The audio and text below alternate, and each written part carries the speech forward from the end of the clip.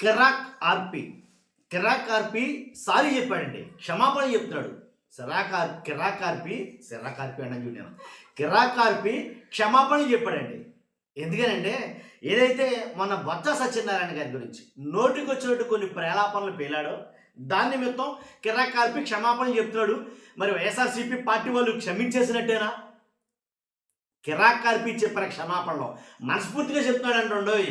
అదొకటి నేను ఆ వీడియో పెడతా. కిరాక్ ఆర్పి గారు క్షమాపణ చెప్పిన వీడియో నేను పెడతా. కానీ నాకు కొన్ని సందేహాలు ఉండిపోయినాయి. ఎందుకని ఈ పశ్చాత్తాపం కలిగింది కిరాక్ ఆర్పి గారికి? ఎందుకని ఆ రకంగా ఆయన రియలైజ్ అయ్యాడు అన్నది నాకు అర్థం కాదు. కాబట్టి ఏదైతేనండి మొత్తానికి భయం స్టార్ట్ అయ్యిందా అని అనిపించింది. ఎందుకంటే చాలామంది వార్న్ చేస్తున్నారు కిరాక్ ఆర్పిని, రే బాబు నువ్వు ఏం మాట్లాడకుండా మాట్లాడుకో. వన్స్ మేము ఒకసారి వచ్చామంటే కనుక, మేము అధికారంలోకి వస్తే కనుక పరిస్థితి ఎలా ఉంటుందో ఒక్కసారి ఊహించుకో, నీ ఊహకే వదిలేస్తామని కొన్ని వార్నింగ్లు ఇస్తున్నారు కిరాక్ ఆర్పికి. కానీ వాటిని బట్టి భయపడ్డా? భయపడే బొత్స సత్యనారాయణ గారి విషయంలో క్షమాపణ చెప్పాడా? ఇలా చాలా ఉన్నాయి సందేహాలు. కాకపోతే వాస్తవంగా మరి వాళ్ళు క్షమాపణలు ఆయన చెప్పినా కానీ వాళ్ళు క్షమించాలి కదా. బొత్స సత్యనారాయణ గారు క్షమించినా సరే, వైఎస్ జగన్మోహన్ రెడ్డి గారు క్షమించినా సరే మేం క్షమించం అని కొంతమంది మాట్లాడతారు. వైఎస్ఆర్సీపీ కార్యకర్తలు, అభిమానులు చాలామంది ఉన్నారు, వాళ్ళైతే మాట్లాడతారు. నిజంగా కిరాక్ ఆర్పి అనే వ్యక్తి ఏంటి జగన్ గారిని, మాజీ ముఖ్యమంత్రి వైఎస్ జగన్మోహన్ రెడ్డి గారిని చాలా దారుణంగా, వ్యంగ్యంగా, ఎటకారంగా మాట్లాడిన సందర్భాలు కోకొల్లలు. కిరాక్ ఆర్పిలో పశ్చాత్తాపం మొదలయ్యిందా? పాప భీతి, తప్పు చేసేసేమనే పాప భీతి స్టార్ట్ అయ్యిందా ఏంటో తెలియదు, కానీ క్షమాపణ చెప్తున్నాడు. నిజంగా నన్ను క్షమించండి, మనస్ఫూర్తిగా క్షమించండి, మనస్ఫూర్తిగా క్షమాపణ చెప్తున్నాను అనేది మాట్లాడతాడు ఆయన. మరి క్షమిస్తారో లేదో అది వైఎస్ఆర్సీపీ అభిమానులు, కార్యకర్తలు చెప్పాలి. నిజంగా కిరాక్ ఆర్పి ఇలాగ క్షమాపణ చెప్పాల్సి వస్తే కనుక, నన్ను అడిగితే కనుక ఇలా క్షమాపణ చెప్పాల్సి వస్తే కనుక ఎంతమందికి చెప్పాలి తెలుసా? ముఖ్యమంత్రి గారు, మాజీ ముఖ్యమంత్రి గారు జగన్మోహన్ రెడ్డి గారికి క్షమాపణ చెప్పాలా. వైఎస్ఆర్సీపీలో ఎంతమంది అయితే మంత్రులు ఉన్నారో, ఎంతమంది అయితే ఎమ్మెల్యేలు ఉన్నారో వాళ్ళ సగం మందికి పైగా క్షమాపణ చెప్పాల్సి వస్తుంది. మరి ముఖ్యంగా వైఎస్ఆర్సీపీ నాయకులకు కావచ్చు, కార్యకర్తలకు కావచ్చు, వాళ్ళకి క్షమాపణ చెప్పాల్సి వస్తుంది. ఇలా క్షమాపణ చెప్పుకుంటూ పోతే చాంతాడంత ఇస్తుంది. అలా క్షమాపణ చెప్పాల్సి వస్తే చాంతాడంత ఇస్తుంది. కిరాక్ ఆర్పి క్షమాపణ చెప్పాల్సి వస్తే బొత్స సత్యనారాయణ గారి గురించి మాట్లాడింది తప్పు అయిపోయిందని మరి ఎవరు చెప్పారో ఏంటో తెలియదు, కానీ నిజంగా అంటే వ్యక్తిత్వం ఎలా అంటే అది బాడీ షేమ్ చేయలేదని అంటాడు, దాన్ని బాడీ షేమ్ అంటారు. ఇప్పుడు ఎలా అంటే బొత్స సత్యనారాయణ గారు మాట్లాడే విధానం గురించి నువ్వు ఎట్టకారంగా ఏంటి కామెంట్ చేస్తూ మాట్లాడిన విధానం చూశారు.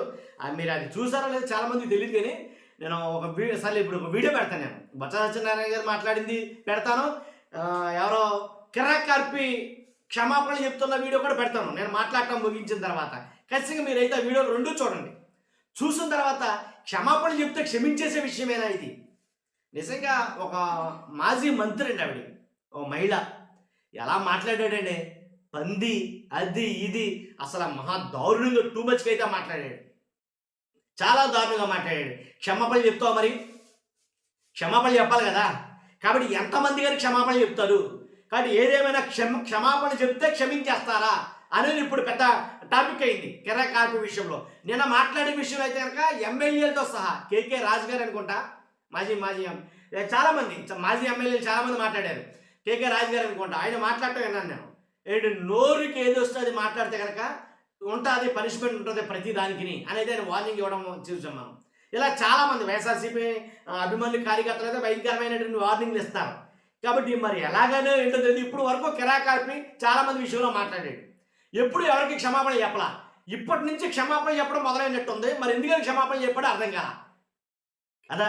కాబట్టి చూద్దాం, ప్రతి ఎవరి డగ్గీజే డే అన్నట్టుగా ప్రతి ఒక్కొక్క రోజు వస్తుంది ఏంటి. కాబట్టి క్షమాపణలు చెప్పడం మాట దేవుడు క్షమిస్తారా లేదనేది మీరు అడగాలి. అది నేను ఇది ఫస్ట్ మీరు మీ అభిప్రాయం తెలియజేయండి, లైక్ చేయండి. ఈ రెండు వీడియోలు చూసిన తర్వాత మీ అభిప్రాయం తెలియజేయండి, ఓకేనా? అందరికీ నమస్కారం, నేను మీ కిరాక్ ఆర్పిని. నిన్న నేను బొత్స సత్యనారాయణ గారి మీద చేసినటువంటి వీడియో ఆయన అభిమానుల్ని బాధ పెట్టిందని తెలిసింది. నేను తీవ్రంగా చింతిస్తున్నాను. కానీ నేను ఏ వ్యక్తిగత విమర్శలు చేయలేదు. నేను బూతులు తిట్టలేదు, బాడీ షేమింగ్ చేయలేదు, ఏ ఒక్క సామాజిక వర్గాన్ని కూడా నేను టార్గెట్ చేస్తూ మాట్లాడలేదు. పబ్లిక్ గా నారా చంద్రబాబు నాయుడు గారిని అంబటి రాంబాబు అనే వ్యక్తి దుర్భాషలాడుతూ మాట్లాడినటువంటి తీరుని, కనకేసుకు వచ్చినటువంటి పద్ధతిని నాకు నచ్చక నేను ఇమిటేట్ చేశానే కానీ నేను తీవ్రమైనటువంటి ఆరోపణలు గాని చేయలేదు. ఏది ఏమైనప్పటికీ కూడా నేను బొత్స సత్యనారాయణ గారికి మనస్ఫూర్తిగా క్షమాపణలు తెలియజేసుకుంటాను.